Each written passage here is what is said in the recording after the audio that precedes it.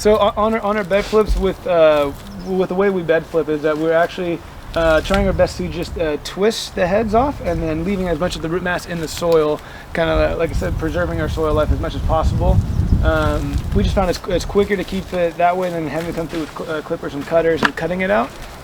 We think that we get just enough, still the root mass still in there where it's not hurting it as much. With bed flips, we don't use any tillers. We use a tilther.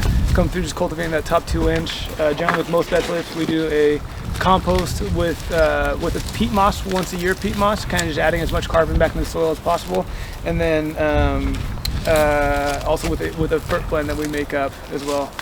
So what's the process? We're pulling out Salanova here, right? Then what's going to happen after that? So they'll pull Salanova, drop down compost, come through with a fert blend, and then use a broad fork after that. Lifting the soil, we do broad fork with every flip, and then from there we'll use the tilther, come through the tilther, 2 passes.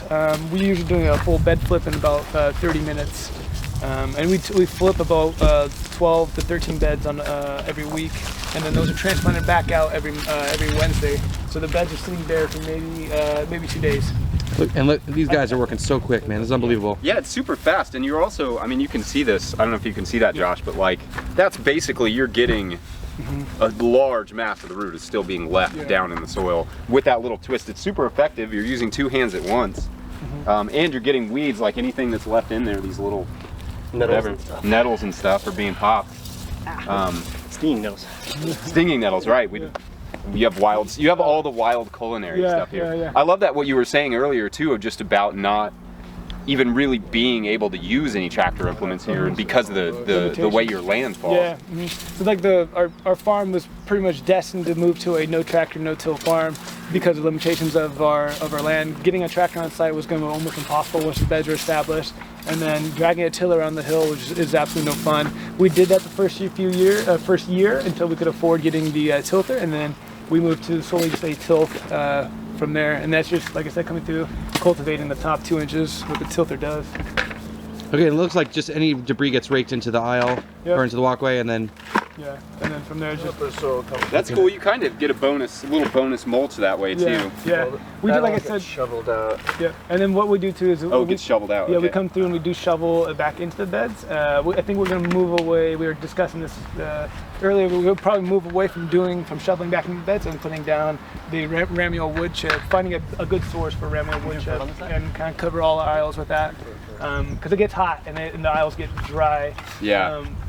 And what's nice is that our weed pressure is extremely reduced. The fact that we use drip line, the drip line keeps all the water in the beds, and so since we're not constantly overhead, the overhead actually spreads. You know, you get your weed seed. Interesting. I mean, the weed pressure. There's no weeds here. What do you got there, Jesse? Can you talk about what's in the mix? So that is a blend of fish, alfalfa meal, fish, alfalfa, feather meal, seaweed, humic acid. Oh, humic acid, okay. And humic acid, and that's something that we just blend together.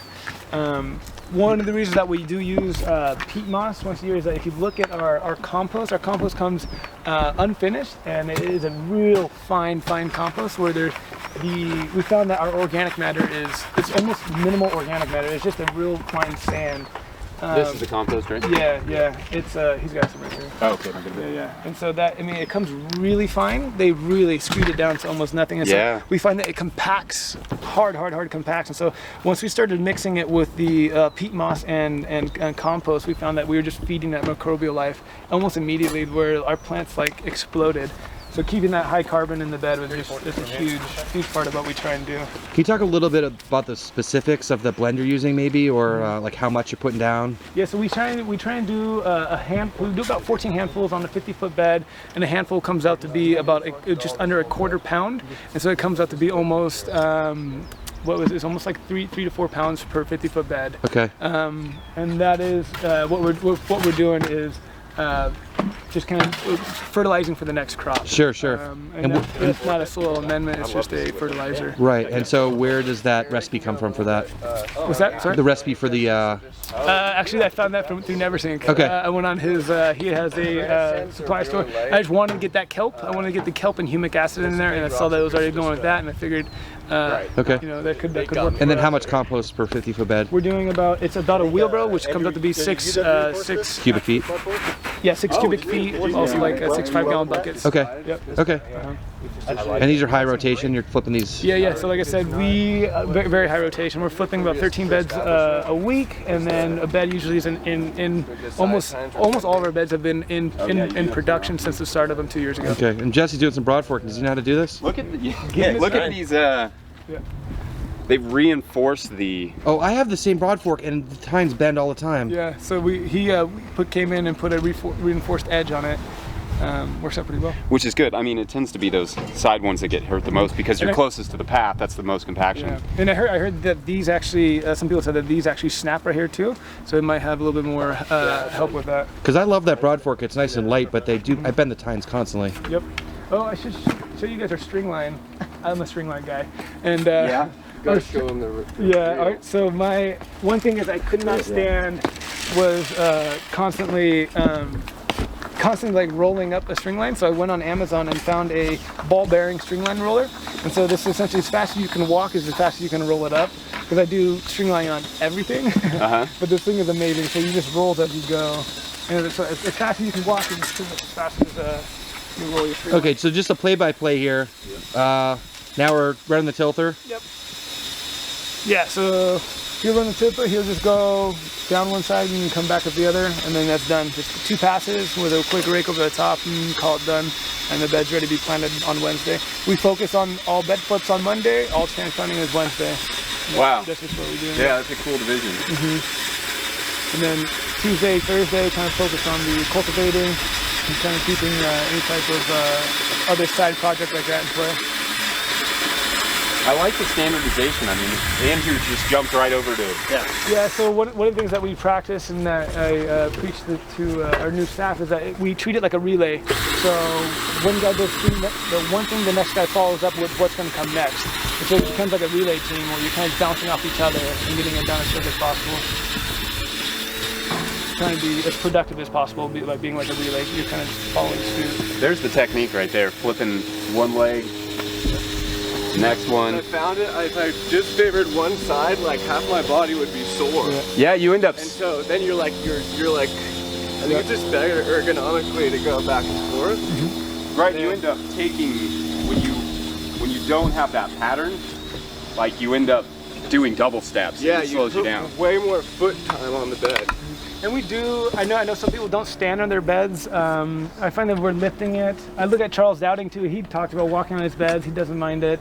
And I mean, it just, Well, it's so loose. I mean, you almost need a little bit of that. Like, well, the Yeah. reason that Charles Dowding talks about it is actually adding a little compaction really? to be able to seed. That's because it ends up, you almost have an oversaturation of organic matter where you can't get the grip you need to be able to get moisture retention. And get good moisture for your seeding. Also, Veer and Gordon run a little a roller to compact it after they run their tilther. Yeah. Because there's so much organic matter. And it sinks. I mean, just having. Too much organic matter?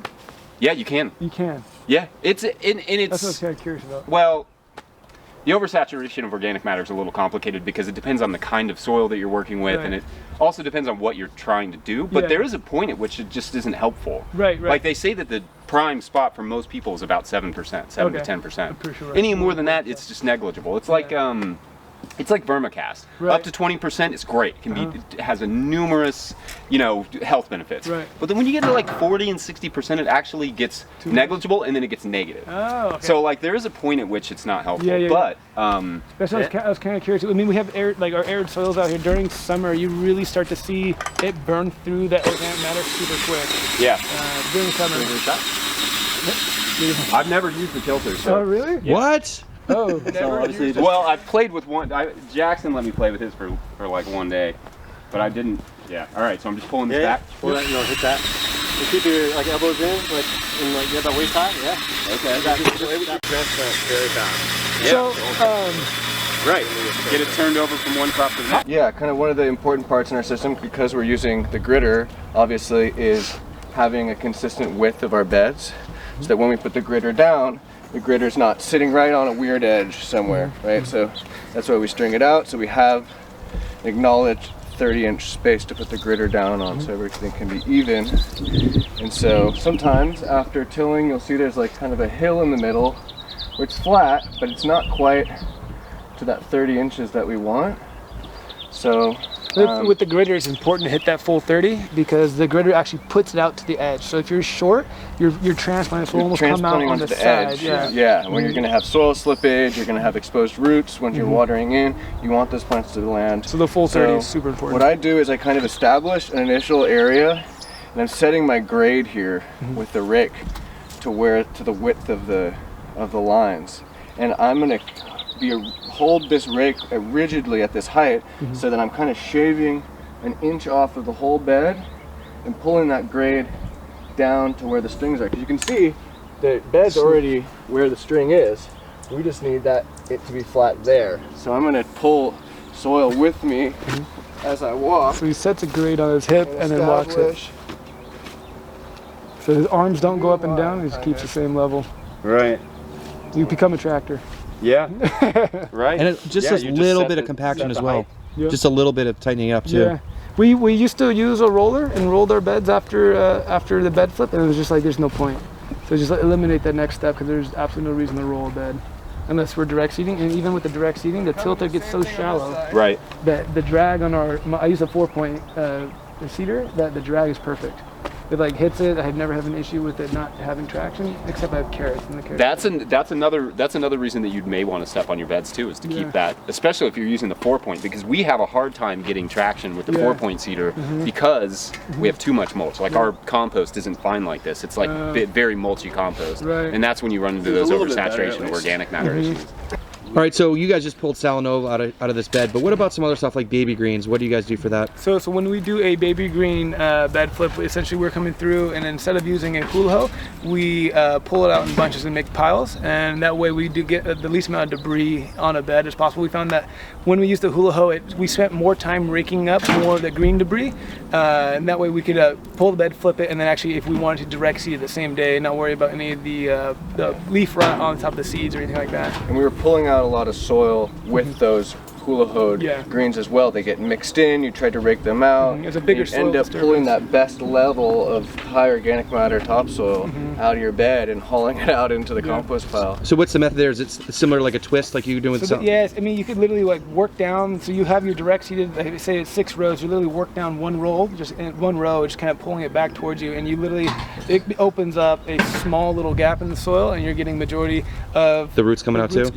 It's about the same as what that Salanova looked like. Kind of like a pull and pound too. You're pulling it out, and I give it just a jaunt, shake on the soil, and that's kind of shaking those real fine particles that are hanging onto the roots, and maybe some of the fine roots themselves as well, and leaving them so you're not exporting that off your bed surface.